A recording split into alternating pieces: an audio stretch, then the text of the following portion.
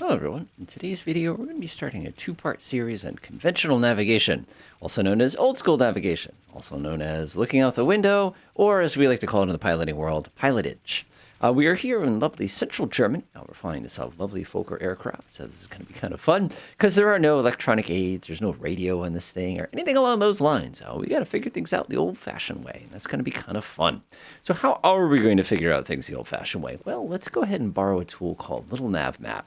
For those of you who have not seen this tool before, it is a fabulous tool. And one of the things I am going to do before I start fiddling with it is I'm going to press escape for a second so I don't have to listen to that. So we're going to be taking a short flight today. It's only about 25 nautical miles, nothing too crazy. We're going to be going from Boberg Airfield all the way down here. This is going to be a New Gulch Airfield. This is Echo Delta Juliet X-Ray. And we're going to do it the old-fashioned way. Now, some of you are sitting here going, well, you're just going to use the map to cheat. No, I don't need to, because you'll see that it's perfectly fine using conventional methods. So what are we going to do to find our way there? Obviously, like I said, we could always pull out a GPS, but we're not going to. So instead, we're going to find things on the ground that are going to be easy to see from the air, and we're going to use those as reference points. Now, the rule to all things on the ground is whenever you find any form of ground-based target, you want to always make sure that it is identifiable by another ground-based target. What do I mean by this? Well, whenever you have intersections, for example, where, for example, I can see the two balls are about to bump into each other, we can confirm that we are in the right direction if we're facing east or west in this split to the east. So this is actually a really good spot. So what I'm going to do is I'm just going to click this and park this right there for our first waypoint. That's a good spot. Again, we've got a lot of major highways all coming together. And of course, we also have Nettelenburg to the south here, which makes it a little bit easier for us to kind of identify where we're going to be. All right, so that's going to be your first point. That's basically southeast-ish. We'll keep going here and see what else is good. That's a beautiful point right there. Check that out. We have a north-south bridge. We have an island. And of course, we have a Gestacht, which again, like I said, my German pronunciation is awful. And I'm going to go ahead and park that right there in the middle to be our second waypoint. This is awesome because it basically gives us a nice visual here that we can confirm. Again, north-south is magical here. All right, let's see what we got next. Hello. What do we got? We got ourselves a canal. Nice. We have a canal that is intersecting right here at this pointy point on the Unterstadt and Oberstadt. And we're going to go ahead and park ourselves right there to make it nice and easy for our next point. And again, we know this is a good spot because there's a bridge that's a northeast-southwest kind of a bridge right there. Awesome. We also notice that there's a canal coming from the north that's intersecting the east and west. That's perfect. This is a really good spot. We should be able to find that, no problem. Coming down this way, we need to find something to line us up with our final runway here. The wind's kind of coming out of this direction today. So either runway is probably going to be fine for us. So we can basically fly straight in if we can find it. Now, if you take a quick look here, you'll notice the B5 and the B195 come together. These are going to be very hard to see. We can try to find them, but I kind of have my doubts there. We're going to try. But of course, more importantly, the river goes south. That's awesome because we have a change. So we have an intersection point where the two highways come together and we have the river suddenly pulling south. That is an awesome spot for us. So I'm just going to go ahead and track that up there like that and click right there. And this is going to be our final little point. And we can actually be kind of clever about this. We can take this point. We can actually line it up at the end of the runway. And again, there's no GPS. So we're just going to have to kind of go over the river and say, turn left a little when we get there, but we'll see what happens. So now we're going to do a sanity check. Whatever the visibility of the day is, we need to make sure the visibility is going to be a situation where I can find the next waypoint at the current visibility. And again, visibility is 20 miles. This is 25 miles. We're fine. And again, we'll be able to find those 2 points. Now, one of the things we would be doing conventionally is we'd be working out the distances between these points so we could kind of do another sanity check to make sure we haven't overshot them. But that's kind of a video for next time. That's the dead reckoning side of things. All right, let's get this out of the way. This is going to be kind of fun, and we're going to go ahead and get going. So let's talk about direction. Now, this aircraft is a fun aircraft for this kind of a flight. You can see if I look out the window here that, it's limited visibility. You got lots of gauges and things behind me. Of course, this is interesting. Should I be concerned with the fact that those switches are down? Nah. But one of the things that I get a kick out of an aircraft like this is you have to go downstairs to actually see where the passengers are sitting. And it's kind of fun. And of course, we have some useful things here. We have height. Again, we have no barometric adjustment.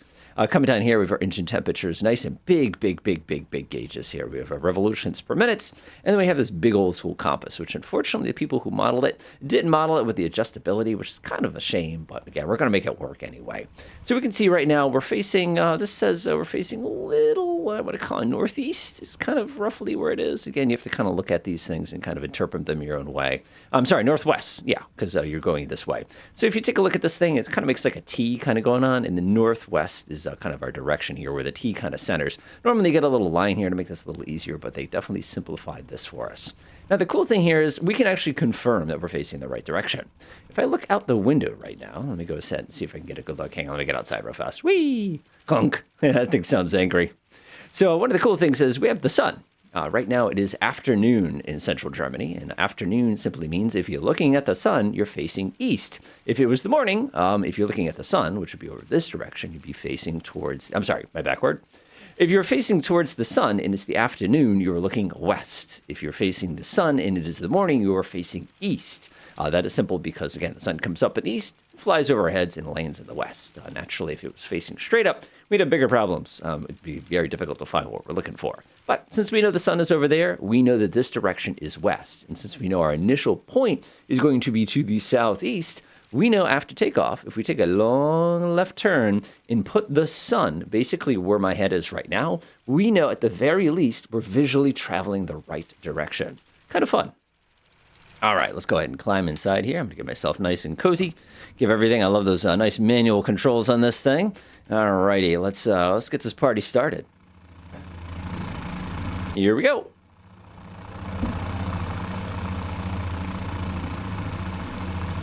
What, did you expect like a jet? This thing's old school. So we're just going to start rolling. There comes the tail. Easy. You can start humming the Indiana Jones theme whenever you're ready, because we're definitely traveling by map today.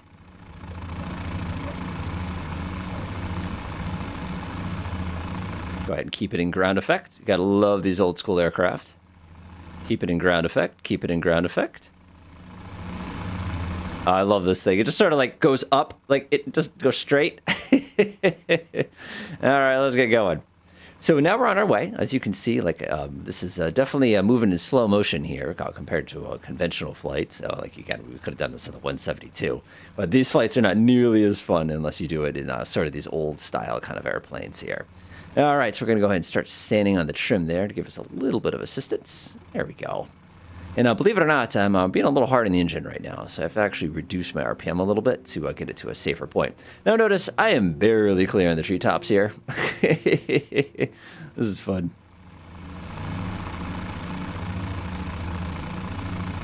I would say so much so that I almost hit one. All right, let's get going.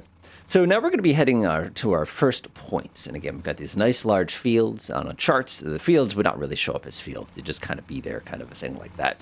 But that's okay. And what we're going to start doing now is we're going to start looking for our waypoints.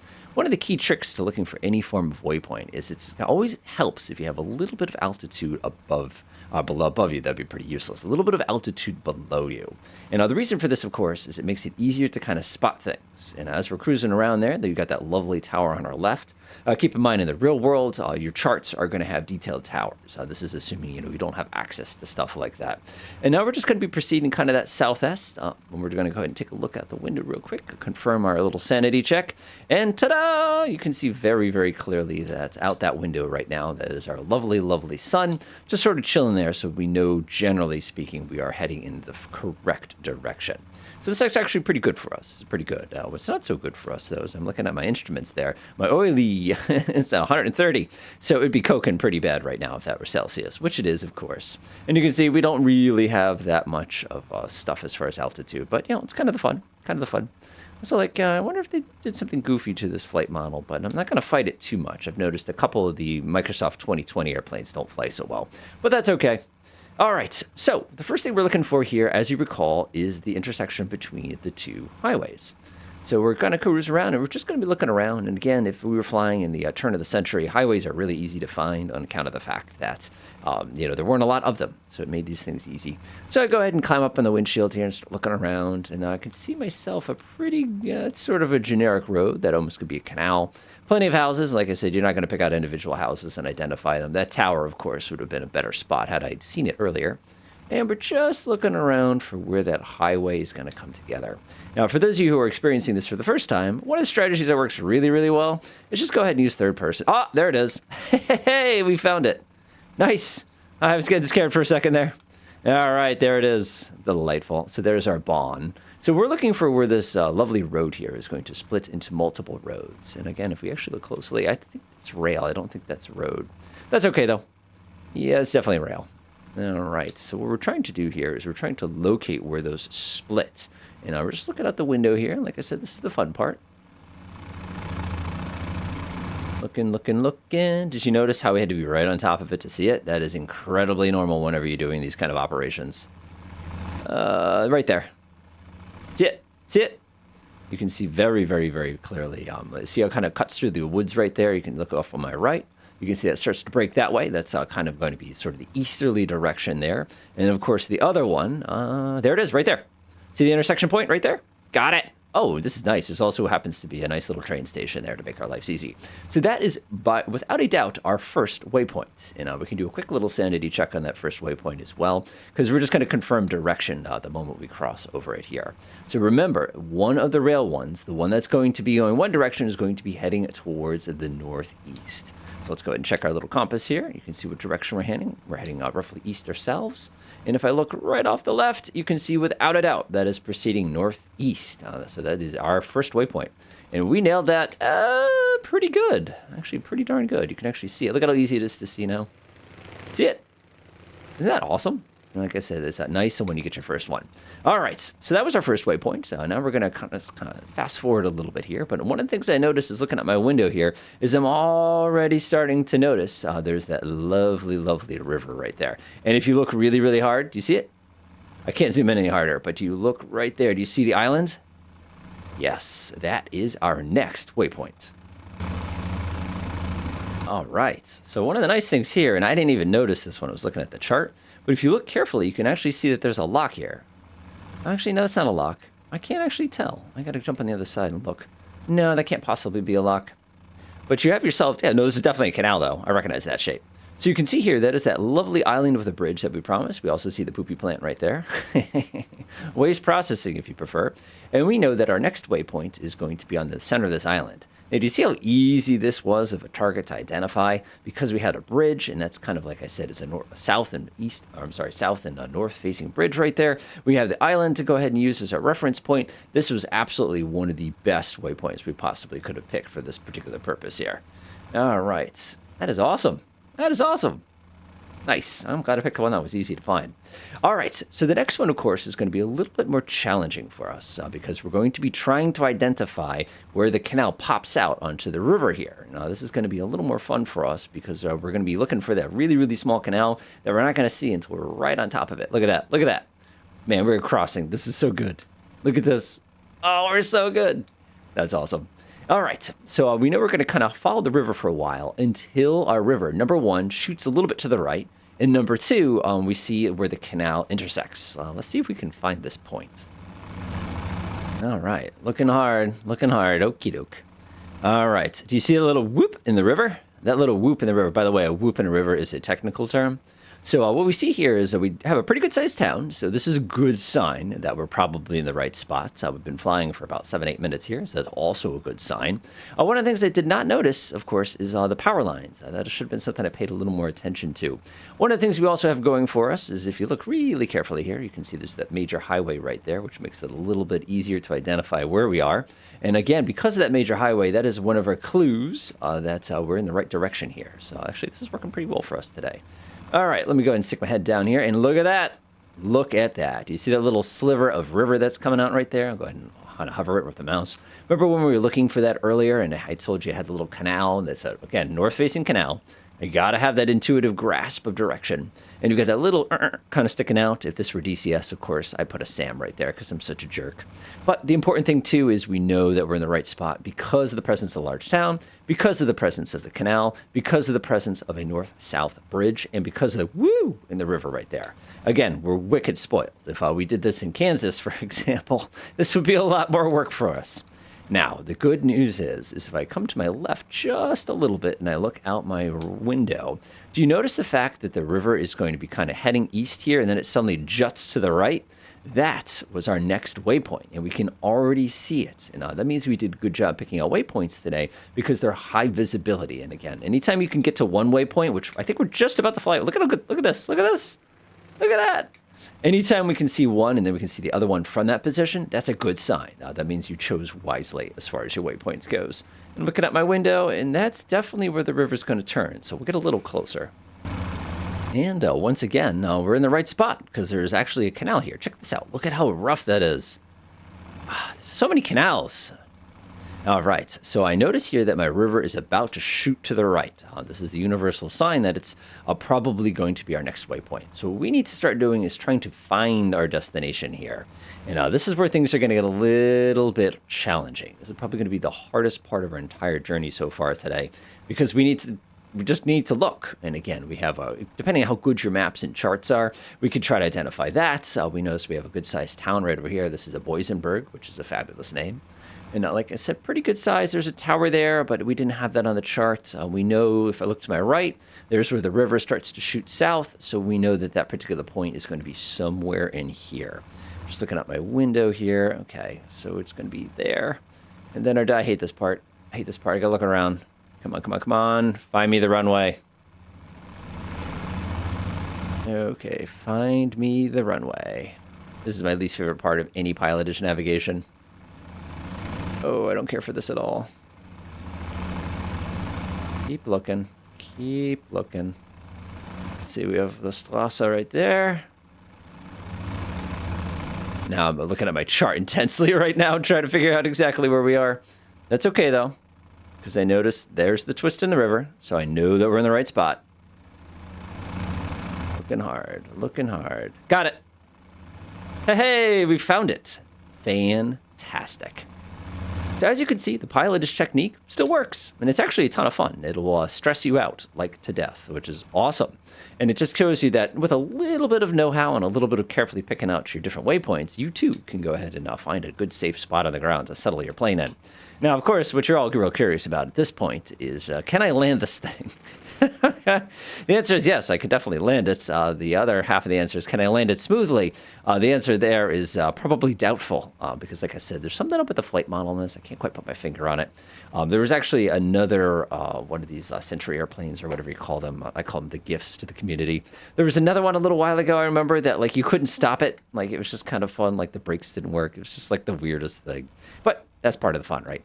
All right. So there is our landing strip. By landing strip, it is a landing driveway. So how well this is going to go. Now, a common question I get, or when I was first learning to fly myself, is can you use mountains for the sake of doing any sort of pilotage navigation like we're doing today? The answer is you can try. The reality is mountains can be very difficult to identify unless they're coupled with something else, which hopefully is the thing I've kind of impressed upon you a little bit today.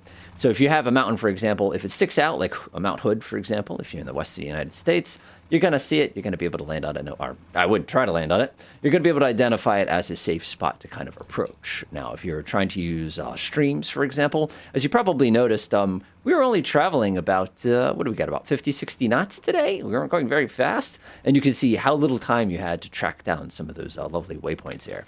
Now, one of the things I'm curious, nope, I had a feeling. Oh, my goodness. Oh, this is going to be bad.